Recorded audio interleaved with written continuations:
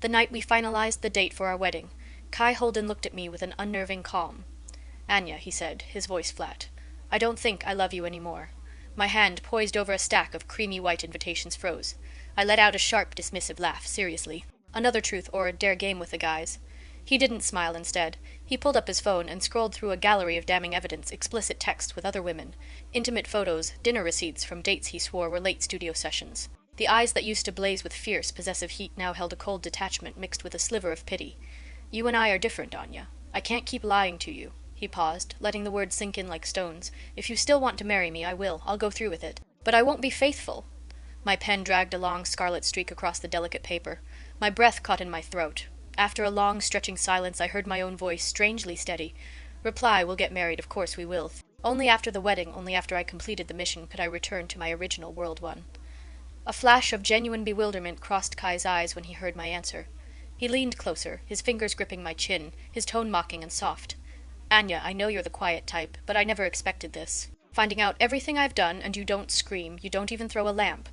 Are you even capable of a temper?" His voice sounded distant, as if speaking through a tunnel.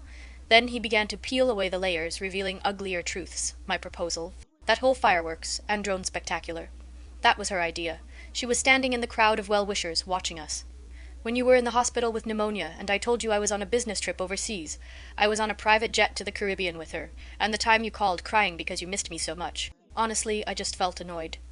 My mind blanked then, a chaotic flood of images washed over me. First, the proposal. 1,000 fireworks exploded across the night sky.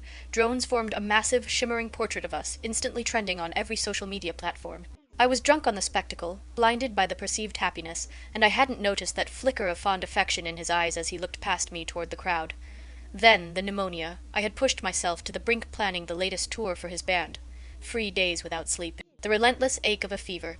In a moment of weakness, my head pounding, I grabbed my phone and dialed his number.